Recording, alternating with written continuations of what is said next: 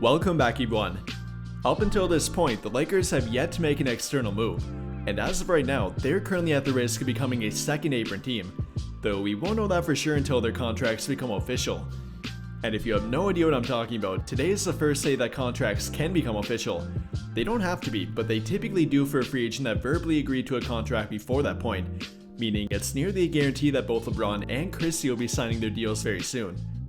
And again, if neither of them would end up taking less than what has been reported, then the Lakers will officially become a second apron team, which would put a big restriction on them when it comes to making a trade. At that point, they would no longer be able to take back money through a trade, let alone even combine multiple players through a trade, making it very difficult for them to pull one off. However, even if that were to happen, they can always get back under the second apron, though that would require them to make either a salary dump or simply finding a way to get money off their payroll. And that could in fact be done by making a trade with the right team. Now, I for one think they'll do it by salary dumping either Christian Wood and or Cam Reddish, which they very well might do according to Jovan Buha, but they theoretically would not have to. They could keep them, along with signing both LeBron and Christie to their reported contract, and still find a way to get back under the second apron. It will simply require them to find the right deal. And the right deal that I'm referring to happens with a team with available cap room, to which there are currently not very many of, and especially with those that would have the player the Lakers actually want in return. Though there might be one of them, and in my opinion, the Orlando Magic would be that team, and they might have that player too, with that being Wendell Carter Jr. Now, he might not be the big name that many want, but he could be a great addition for the right price. And with his salary only being at about $12 million for the upcoming season, along with the Orlando Magic currently having some leftover cap room, and not to mention having prior interest in picking up D'Angelo Russell, this might be a golden opportunity for them, even if they go over the second apron.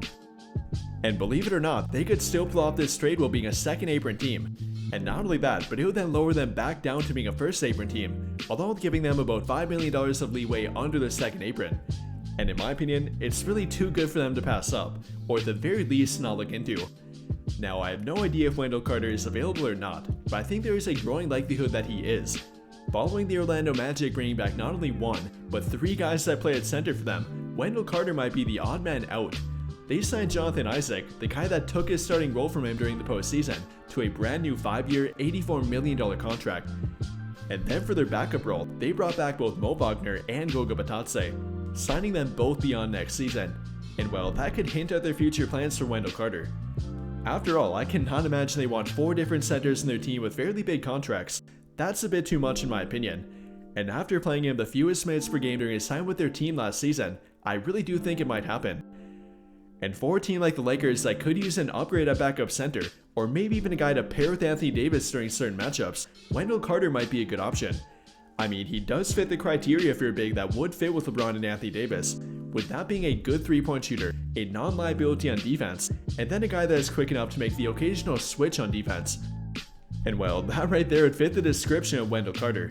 He has now become one of the better 3-point shooting bigs in the entire league, coming off the best 3-point shooting year of his entire career, shooting 37.4% from 3 on over 3 attempts per game. Pretty damn good for his center. And with Anthony Davis having pretty much lost the ability to shoot from 3, that is in fact a requirement for a big to pair with him, and especially if you're talking about being able to pair them in mostly every matchup.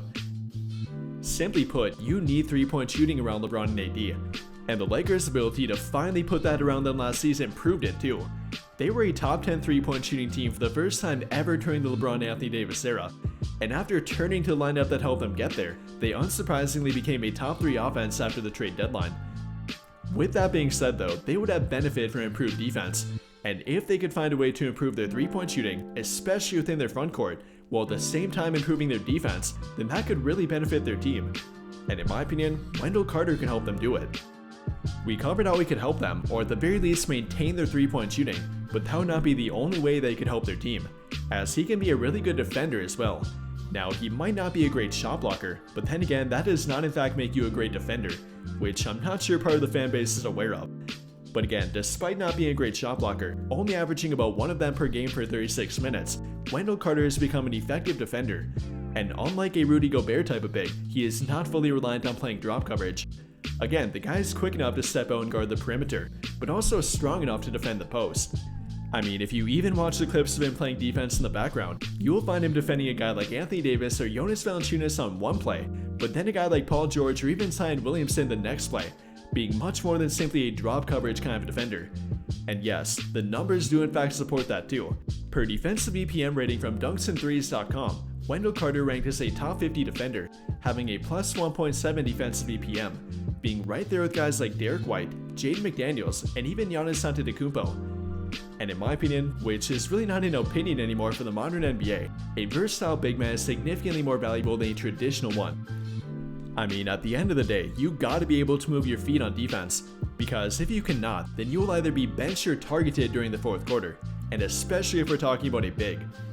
And if not for Jonathan Isaac on their team, who is arguably the most versatile defensive big in the entire league, Wendell Carter would have gotten more playing time.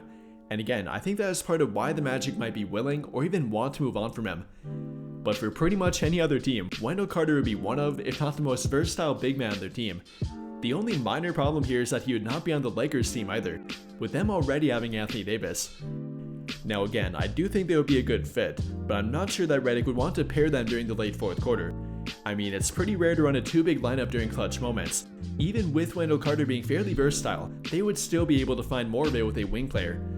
And I think we do need to keep that in mind here. Now, would it be enough for me to pass up on making this kind of trade for him?